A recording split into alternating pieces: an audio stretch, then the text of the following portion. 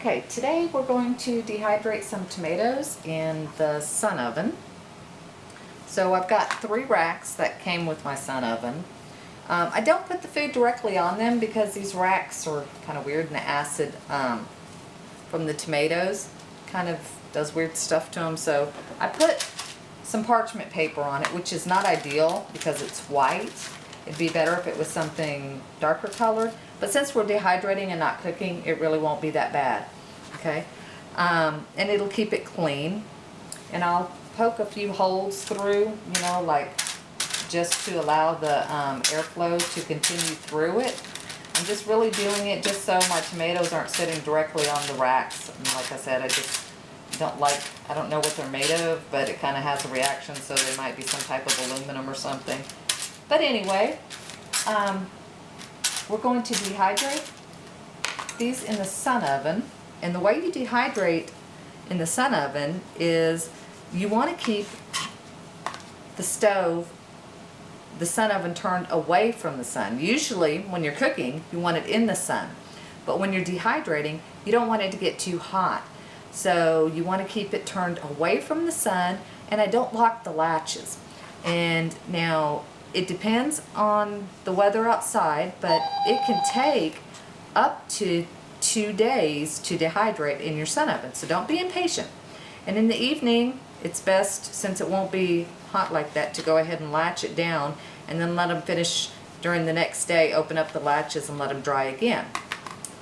So we're gonna, just like if we were dehydrating in the normal, in my Excalibur. My knife was sharp, but it seems kind of like not so sharp right now. But anyway, if I was dehydrating in the Excalibur, I'd cut them between 1/4 of an inch thick and 1/8 of an inch, and I'm going to do the same thing here. Okay. The key, like with any dehydrating, is going to be airflow, and that's why you need to have space between your racks. Okay, I've got all the tomatoes sliced and stacked on the 3 racks, as you'll see. And the racks are nice because they just kind of fit into each other the way they're shaped. And again, these are the ones that came with my sun oven, so they're made to fit in there. It's really kind of nice. But anyway, so I punched holes into all the parchment paper. And it's just normally, if I had more, I would probably can them at this stage. But, you know, sometimes it's really nice to have some sun-dried tomatoes is basically what they are. They're dehydrated, but they're sun-dried. And last year we dehydrated some, and they were so sweet. We actually found that we were eating them for snacks, just plain like they are. But they're really great for, you know, like when you're making soups and stews and, you know, depending on your different recipes, maybe even chilies. So we just love to have some dehydrated tomatoes around, and then you can just pop them on the shelves. They're so easy to store. They take up very little space, and it's a great way when you've got fresh tomatoes and you don't have enough to can, but there's too many to eat. So then dehydrating is the way to go. Okay, so I now have the 3 racks in the sun oven, and you'll see I have the glass sitting on top of the latch because it is, I don't know if you can see that, 200 degrees.